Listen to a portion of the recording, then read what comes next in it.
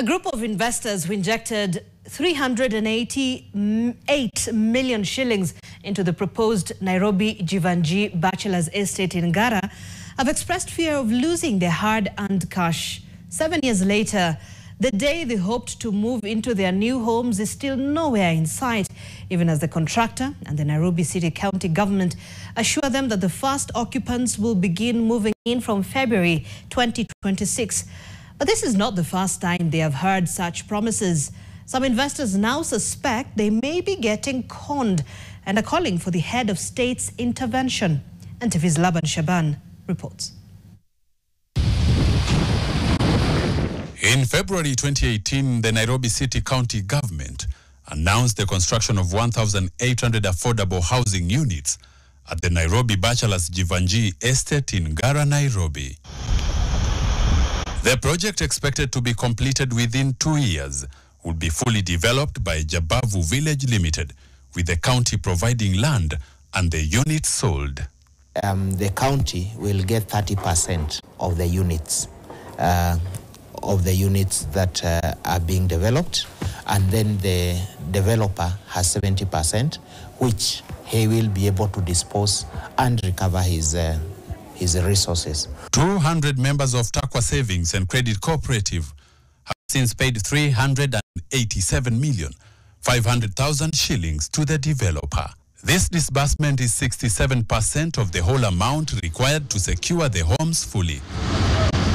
They revealed they stopped injecting more money after noticing that the rate at which they were paying for the homes was not concurrent with the construction process. 100 investors were each eyeing 2-bedroom units, each costing 2.5 million shillings.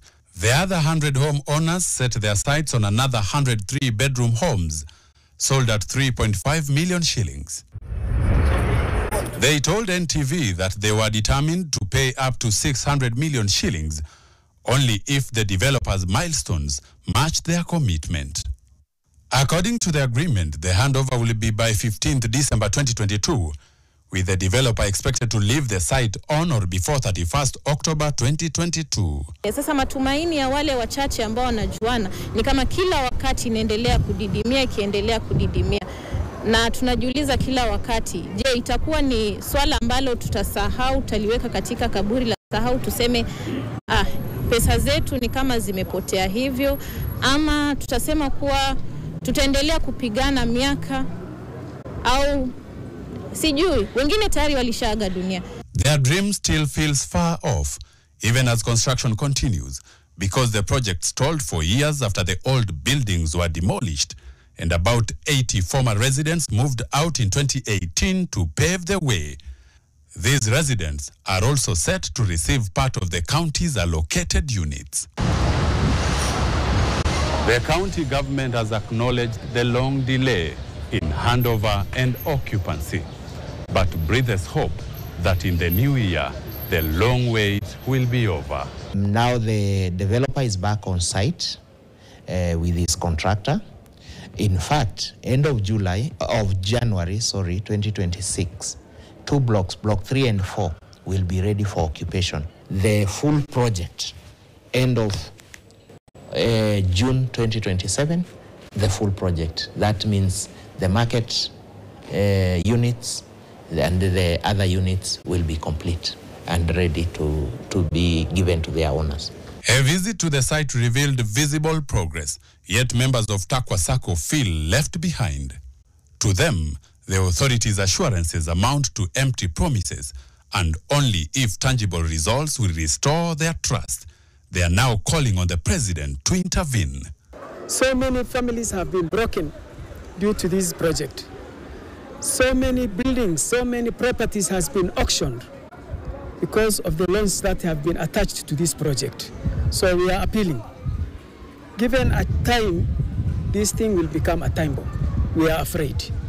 We are afraid. And we are suspecting that we are being conned. Frustrated by what they see as minimal progress, poor accountability, and the absence of clear completion timeline, the petitioners sought intervention from the Nairobi City County Assembly. They had earlier approached the National Assembly and the Senate, but their petition was declined, while the matter was still under review at the County Assembly. They did not stop there.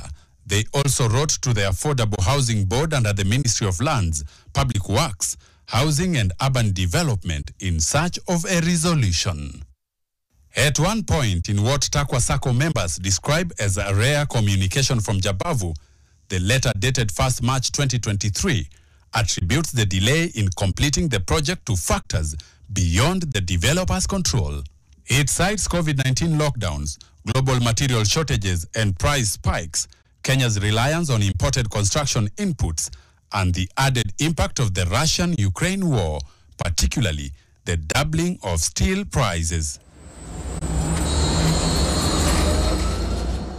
One of the contractors working under Jabavu acknowledged the challenges, but expressed confidence that only the finishing touches remain, saying there is no cause for alarm. So we are envisioning to finish these 2 towers by end of January, then Tower 1 and 2 by Feb at best, because that one, even the partitioning and everything is done in Tower 1 and 2, and then the rest of the site by end of the year next year. And now, as they stare into the horizon, they are hopeful that their dreams will finally come true.